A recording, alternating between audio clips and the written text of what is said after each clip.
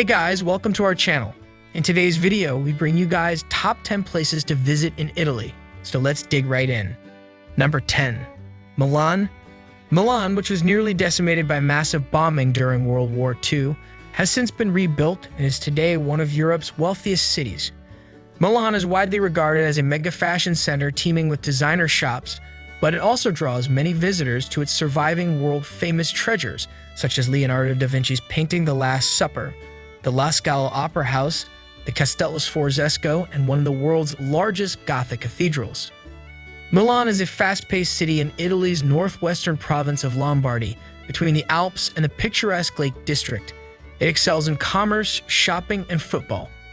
Milan appears less Italian than the country's largely ancient cities, since it is a more fashionable metropolis with modern architecture and attractions. Number 9. Naples. Naples is the capital of the Campania region in southern Italy and one of the busiest metropolitan cities in the country. Naples is a good location for visiting the area because it is close to notable sites, such as the Bay of Naples and Pompeii. Naples has one of the world's largest historic city centers, as well as one of the highest concentrations of historical monuments, Baroque churches, and Roman remains, providing an endless feast for history and art enthusiasts. Tourists will enjoy stunning landscapes, picturesque villas, stylish hotels and castles, as well as old Roman baths and volcanic craters beyond the city center. The vast Piazza del Plebiscito, the Royal Castle of the Capodimonte Museum, and the National Archaeological Museum, which has a magnificent collection of artistic works and antiquities discovered from the Pompeii ruins, are among the top attractions in Naples. Number 8. Pisa. Located along the Arno River in the northwestern region of Tuscany, the city of Pisa still bears the striking remnants of its former golden days as a commercial empire during the Middle Ages. While the leaning tower is a must-see, visiting the city only to take a photograph of its most popular landmark is like looking at one tree and missing the whole forest. Pisa is so much more than just the leaning tower. Surrounding the famous landmark is one of Italy's most beautiful squares, the Campo dei Miracoli, or Field of Miracles. This remarkable plaza contains magnificent examples of Italian Renaissance that include the Duomo Cathedral, Baptistry, and Camposanto Monument, all of which contain marble features, sculptures, frescoes, and historic relics. Sprinkled throughout the plaza are various shops selling souvenirs and bakeries offering tasty biscotti. Number 7. Florence. Florence, the epicenter of the Italian Renaissance, might appear to be one gigantic art gallery at times. The Duomo, or Cathedral of Santa Maria del Fiore, is a world architectural icon crowned by a gigantic dome that defies gravity. This is one of the world's best Renaissance art ensembles, with its marble-inlaid bell tower by Giotto and the octagonal baptistry, with its outstanding bronze doors by Ghiberti. A half-dozen art museums are packed with paintings and sculpture, while more masterpieces adorn its churches and castles. Before visiting the Uffizi Gallery and Pitti Palace, take a stroll through the Boboli Gardens and explore the Oltrarno's craftsman studios and workshops, or browse for leather in Santa Croce. Number 6. Rome. For most tourists visiting Italy, Rome is the top destination because of its past as the capital of much of ancient Europe and its current status as one of Europe's most active cities. The Colosseum, the Forum, the Pantheon, the Appian Way, and the Palatine Hill are among the greatest attractions, competing with the Vatican's vast riches. Take time to experience the city itself in between significant monuments like the Sistine Chapel and Michelangelo's Pieta. Relax at the Borghese Gardens, enjoy gelato on the Spanish Steps, explore Trastevere's narrow lanes, drink morning cappuccino in cafes, window shop on the Via Veneto, and toss a coin in Trevi Fountain to return again and again. Number 5. Siena.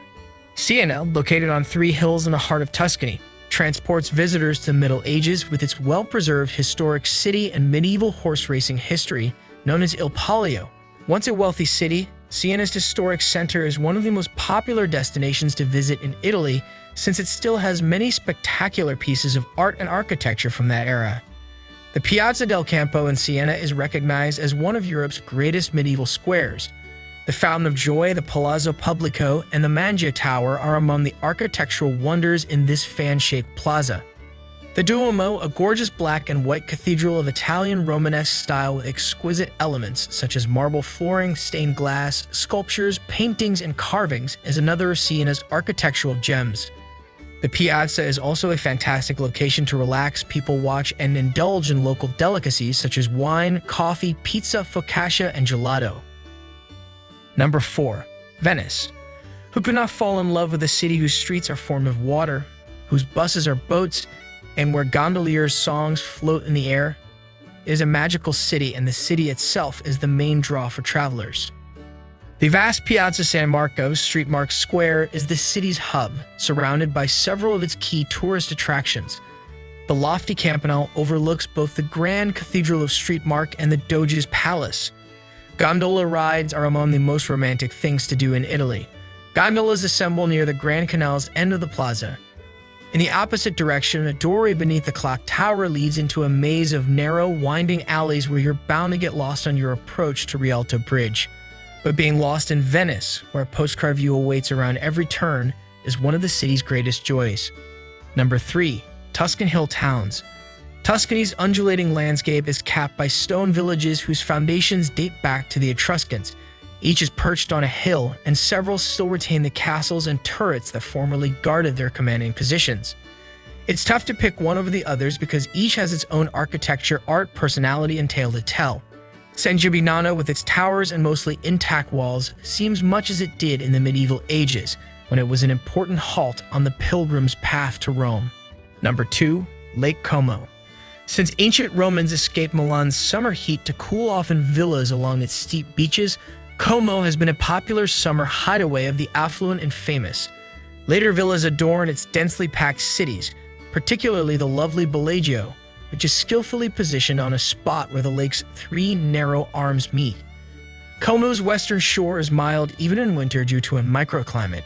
Thus, the white peaks of the Alps to the north can be seen amongst palm trees and camellias. Don't miss the town of Como on the lake's southern shore, which is well worth a visit before boarding a steamer to explore the lake. Number 1. The Cinque Terre. The 5 settlements clinging to the high, rocky Mediterranean coast north of La Spezia were nearly impossible to reach by land until the railway tunneled through the headlands that separated them. The trail that villagers used to move from town to town is today one of Italy's great walks. Although most visitors' purpose is to hike the path, don't miss the pleasures of stopping in these small settlements. Riomaggiore and Vernazza, with its small alleys leading down to little rock-bound ports, have the most character, and the Cinque Terre, despite its recent popularity with tourists, remains one of Italy's most alluring sights. So if you have any plans to visit these wonderful masterpieces in Switzerland, let us know your thoughts in the comments section down below.